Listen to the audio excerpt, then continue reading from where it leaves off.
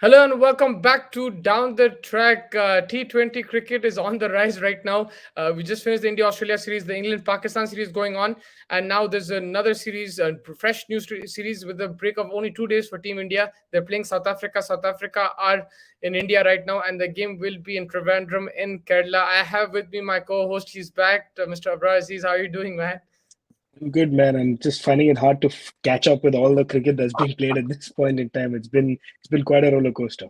Yeah, there's been a lot of cricket. Missed you a lot, especially in the last game because that was in Hyderabad, which is I don't know if it's your hometown, but it's where you used to live for a few years. So, but that was a great game. But overall, for me, this Indian team, it looks like it's beatable, but at the same time, there are star players there. I'm still not 100% confident for them to make the semifinals, but even if they do, it's going to be tough for them to win this trophy because I just feel one big issue is the lack of all rounders in this team, and then of course there's other problems right now. But yeah, I think this team going into the World Cup, it still looks like a good team in terms of batting, bowling, and everything. But a few injuries here and there, something going wrong in a game, and things can quickly turn around. And I think mental strength is also one thing that they'll have to work on. Absolutely. I think we've been talking about the lack of all-rounders for a while now, and unfortunately, that hasn't really changed. They have worked on the balance of the team. And with Hardik coming back and performing well, I think that's really helped the team in general because that gives you that extra bowling option. But I think still amongst the top seven, I think you have only one real bowling option, which is a little a little too less. But I think Jaddu's injury has also not helped. But Akshar has come in and filled in quite well. But I think the lack of those all rounders has been a problem. I think they're trying hard to work on it. I think that even with the India A setup and everything, they're trying different players. They're bringing in a Shabazz Ahmed as well, who's a decent all rounder. Has been performing well. They are looking at that as a very critical option. And with Hardik now rested, I said Shabazz will probably get a chance to roll his arm around and see if he's a capable backup. He's still a younger player. He still has a few years left in him. But I think overall, like you said, this Indian side is beatable. I think one of the other problems that I'm foreseeing is the conditions. The conditions will not be like the Indian conditions. So someone like Akshar Patel, we really don't know if he's going to Yeah, be that's as useful in Australian conditions. You'll want that extra quick bowler, and maybe someone like an Ash with his variations will probably be a little bit more useful over there. But then Ash will somewhat weaken the batting. So there are the pros and cons that they'll have to kind of work with, and the Australian conditions will be fast conducive to fast bowling. Someone like a Bumrah is good, but are you going to go with Bhuvi and Harshal, who are more variation kind of bowlers, or do you look into um, get the faster bowler in? But there are a lot of ups and downs with that. But we'll see how that plays out. But like you said, there are still small chinks to be managed. And this Indian side looks definitely beatable, but there are star players like, for example, a Virat or a Sky or a Bumrah or a Chahal who can actually on their day just win the game single-handedly, though. Yeah, and also I think one thing they should have learned from the last series is that yeah, you might not have the personnel, but they should try to go for like in terms of the ability of the player. So, for example, Jadeja was gone. You needed a left arm spinning all rounder. You went to Akshar Patel. He didn't play in the Asia Cup. Because they went, with all that Pakistan have the left-hander, this, that. So he didn't play. They went with Ashwin, I think, and before they went with Ravi Bishnoi as well. So they didn't go with him. They didn't do a like-for-like replacement. And now when they did, he was the best bowler in the series. And I think the same way you mentioned this off-air that someone like if Hardik Pandya is not there, then someone like a Shardul Thakur who had a really good India A series, he should be given the chance. Yeah, he might not be on Hardik Pandya level in terms of all-rounder, but he's someone he's a bowler medium pace who can bat, who can throw his bat around, so why not give him that opportunity there? Yeah, I think if not a Shardul, you have like I said, we've been talking about the India A setup because they have been playing New Zealand and been playing well. But there are one or two players who've caught my eye. One of them, of course, is Shardul. Raj Bawa is one of the others, and then Kuldeep Yadav with the ball as well. These are the guys who have performed. So hopefully, that the transition into the team, especially when needed, will be more serene. I think with if any of the players are getting injured, there should be more of a like for like replacement. And I completely agree. I think someone like a Shardul probably comes in at 7 instead of 5, obviously, and then you bring in DK a little bit further, or you switch DK for punt or something and try to get DK is that not middle coming order any sorted. further. DK only plays 10 to 12 balls maximum in innings. He's not playing more than 12 balls. Did you see the way they're using him? Is he's going for 5 to 10 balls? That's it. Yeah, so I mean, if that's the case, then they might have to see if they can bring in a Rishabh Pant, to fill the void of that Hardik will leave with the bat. So they'll have to do a little bit of chopping and changing, but I think they have to work on the balance and they have to go in at least one extra bowler, if not two. Tomorrow will be very interesting because there's no Hardik Pandya. Do you go with DK and Pant and go with five bowlers, or do you go with an extra bowler? What would you do going into this game? I think if Hardik's replacement is Shabazz, then you play Shabazz. I think that's what you should do because he's the player who has been brought in and drafted in for Hardik. But I So think that'll be three Shabazz doesn't. spinners. Yeah, that's the issue. If that's the case, then I think they might want to look, maybe go with the fast bowler and then weaken the batting a little bit, bring in a punt and at instead of Hardik and kind of just go with five fast bowlers after number six, from 7 through 11, and hope that your top six can win it for you in with the bat. Yeah, and you would want to back, Aksar and Shabazz with the bat as well, Because given they the they are, yeah, opportunity. they are capable batsmen at 7 and 8. I think it's still worth a shout.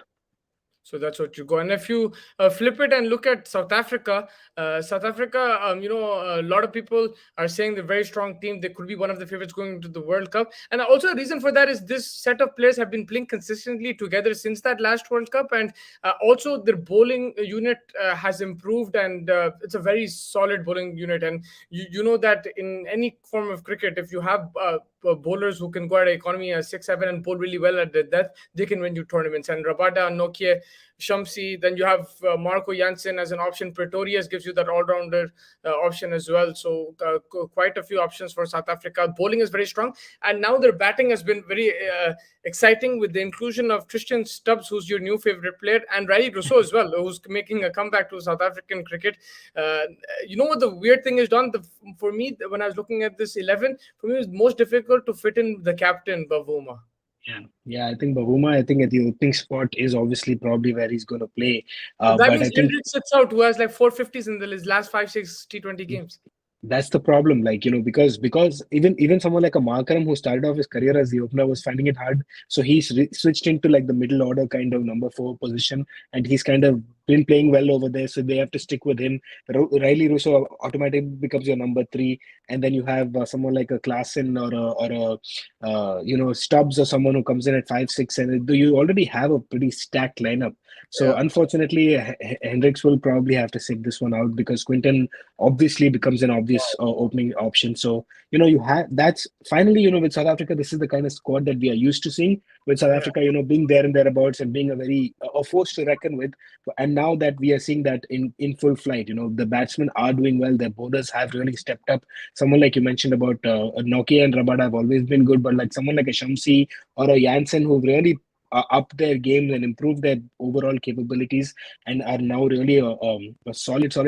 Keshav Maharaj, is the vice captain as well. He's been doing well as an extra, a bowler you can use in the power play. So they have like a three good fast bowlers, two spinners.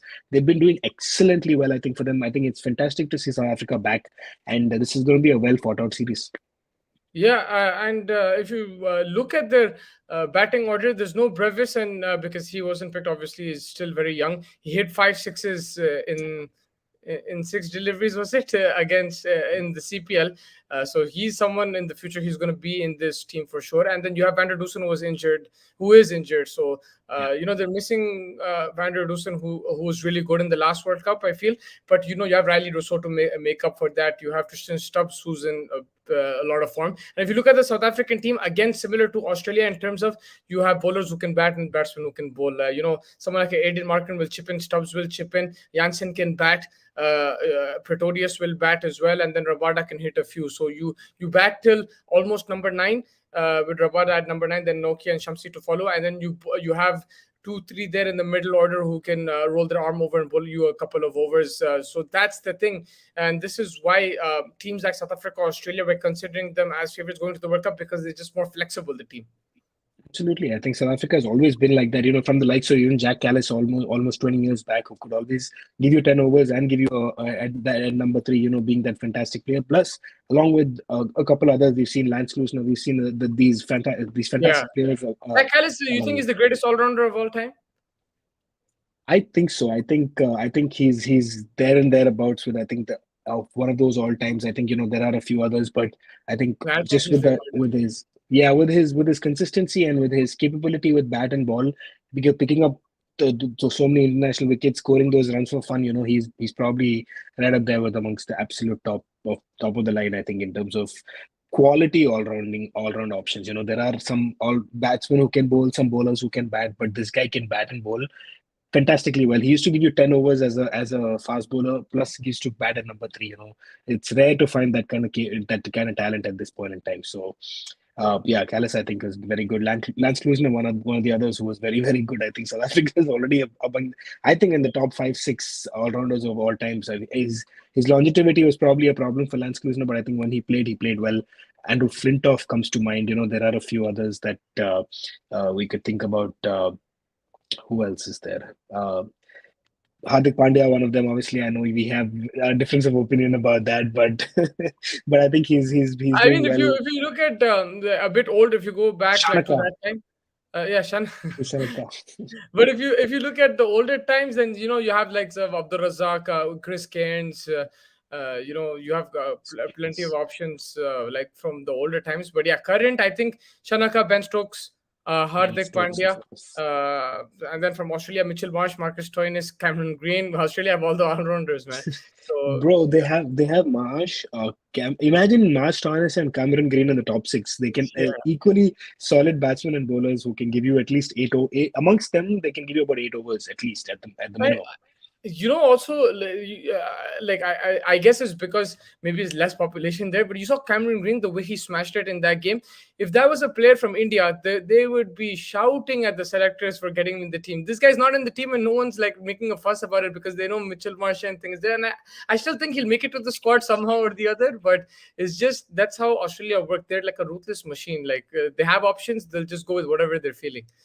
Yeah, I think so. I think Cameron Green has done enough in this series to kind of give them something to think about. And I'm sure Yeah. that the Australian cricket team is thinking about it, but it's just that they've already announced the team and everything. So it's gonna be a little hard to bring him in. But never say never. You can figure it out. Maybe bring him in as a reserve or something like that, and then keep him there in case someone gets injured or something like that. But yeah, I think it's always a good headache to have. Like Australia, South Africa, these guys have a good. It's always a the problem of plenty is never really a problem. Is just figuring it out, and whoever misses out, kind of just explaining to them why they're missing out and things of that nature. So it's going to be a fun game. I think South Africa, in my personal opinion, I mean, these are Indian conditions, so it's a different ball game. But I think for the World Cup, I think, like you said, South Africa and Australia are probably going in there as favorites for me. Yeah, 100%. I agree with that. England is probably the other one as well. I think the Yeah, top with three. England, the thing is injuries. The same thing with South Africa. If Rabada or Nokia gets injured in this series, then it's going to be a problem for them. So if But they're Mark Wood coming back, Reece Topley in good form. They yeah, have but they have that's the some good. thing. Mark Wood, they're wrapping him cotton wool. He played the third T20, then the fourth one he skipped. So they're trying to like balance it because he's very injury prone. If he's fit for the whole World Cup, then I give England a very good chance to make it to the semis and maybe even further. But it depends on fitness. I think all these three teams. I think England, South Africa. And Australia, for them, fitness will be key. If some of the key players get injured, then that could disturb their kind of flex. But they still have options, but it could affect their performance in that way. But from India's point of view, again, the death bowling has been a concern. Right now, they will hope that Bumrah Arshdeep can do the trick along with someone like a Harshal Patel. And yeah, I think that's their biggest challenge is to focus on the death bowling in Australian conditions. Again, they'll have to be smart. Slower balls can be picked over there. It'll be the bounce will be truer. The ball won't stop as much, and it's fresher conditions in Australia. So I think they'll have to be a bit smarter from that thing. But yeah, anything else you wanted to add from India's point of view, from Rohit Sharma's point of view as captain, the way he's batting?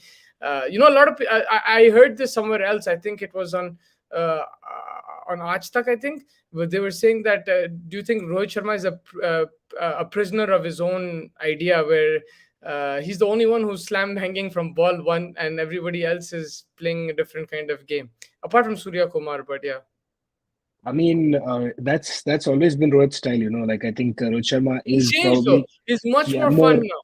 Yeah, Yeah, it's a he's little bit much. more fun to watch that. But I think whatever works, whatever floats your boat. I think if it's kind of working for you, you go ahead and do that. For Surya Kumar, we've always seen that with him. I think Virat takes a little bit more time to settle in, but he's always more than capable of getting that strike rate up to 160, 170. So and Hardik also, we've seen him go from ball one. We've seen Pant go from ball one, and we've seen DK go from ball one. So it's working for this Indian side. The batting has clicked for more often than not. It's It's the the bowling bowling which that's been a has. problem.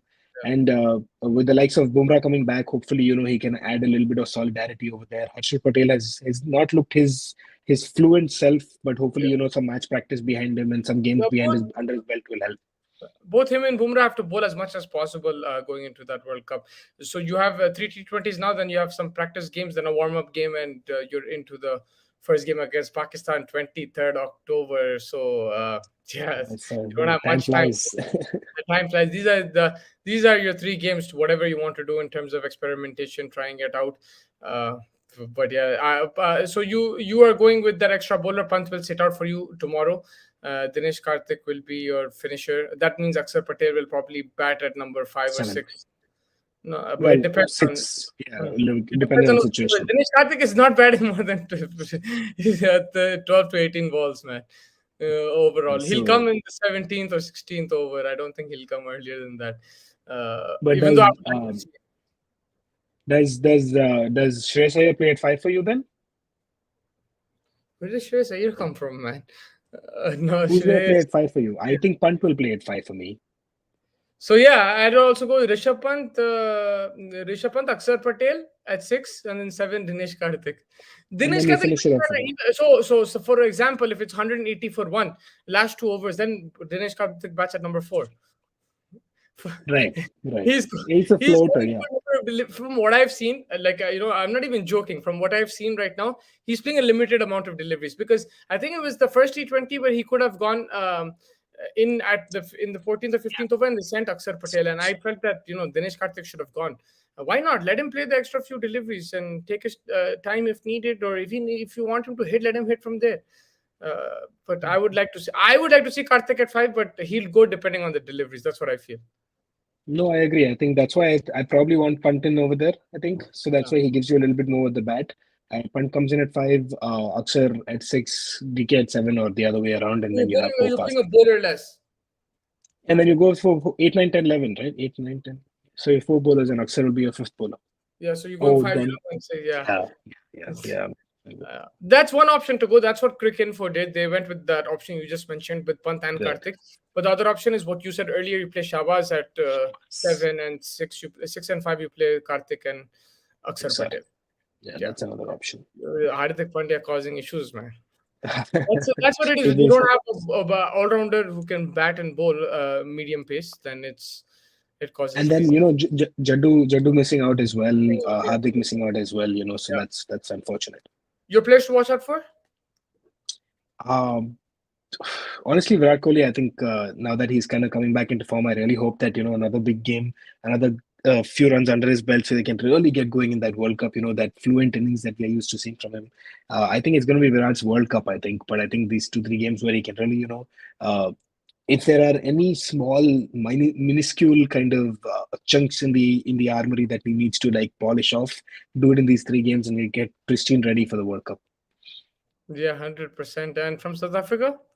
Riley Russo, man, I think number three for both players. I think I've seen enough to be very excited about Riley Russo. We've had that stint where he left South African cricket's coming back. He's looking exciting. He's a Great top batsman. player. Yeah, he's a top player. So and he can really take the game away from you. And they haven't seen a lot of him because of his time away. Because obviously he's been playing a lot of championship cricket, county cricket, and stuff like that. But I think just to see him back in South African colours, he's that kind of a I don't want to call him the AB de Villiers, but I think he has a good capability to play all around the park, which is in this day and age very important. Someone like a Surya Kumar does that well as well. So it'll be interesting to see how that plays out. I think Riley Russo is one to watch out for Yeah, sure. and I think him and AB have maintained after 100 games an average of 30 plus in T20 cricket. I think him and Ibi are the two South Africans who have done that, Yeah. if I'm not mistaken. Thank God you went Riley Yusuf, because I would have changed otherwise, but I thought you were going for the guy I'm going for now. Tristan Stubbs is the player to watch out for me. And Arshdeep Singh, I just feel that India had problems with the death overs, and Bumrah also was looking off color in the last game in the death over. So Arshdeep, who I felt bowled well in the Asia Cup, I think he's someone that I'm looking forward to. And Tristan Stubbs, he can bowl a few overs in the power play. He can roll his arm over, bowl some spin, which could be useful in India. And then with the bat, he's outstanding. That innings against England, he scored 70 of 28 balls, 27 deliveries.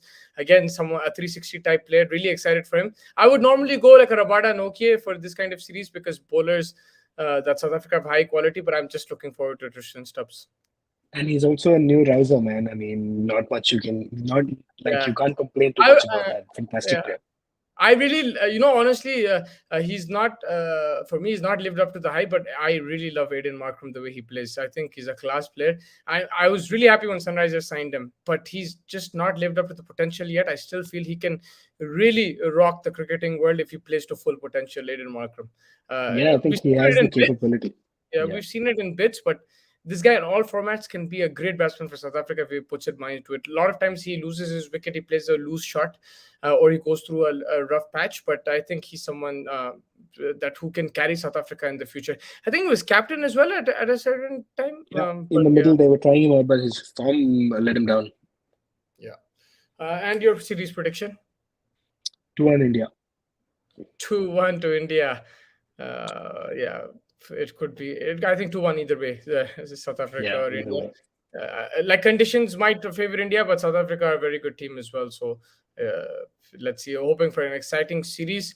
Looking forward to Don. Anything last you wanted to add? No, I think, like you said, I'm looking forward to the games. It has been only a couple of days since the last game, but there's never enough T20 cricket. I think. Yeah. Uh, Also, Sanju Samson is in the squad, right? yeah, he's in the squad. Yeah. Sanju has to play, man. No, no, no. He's not in the squad. He's playing for India A right now. He's India, captain India eh, A. he's not in the squad. Sanju Samson, they're shouting his name there in Trivandrum. So Everyone's yeah, holding pictures of Sanju that's and why filling I it got on the confused. I'm like, wings. is he in the squad? He's not in the squad. Yeah, Sanju's not The- playing, but yeah, it's in his hometown, so you'll hear a lot of Samson chants, and it's good to have cricket in Kerala. We don't we saw it in the past, Kochi and stuff, but not as frequently because there's no IPL team as well there. I think apart from that one year, the Kochi Tuskers. Yeah, So it's good to have cricket over there as well, and it should be a fun series. Done. Also, England, Pakistan is tomorrow as well, so a lot of cricket to look forward to, and I will catch you soon, hopefully. of course, man. Looking forward to it. All right, man. Take care. Okay.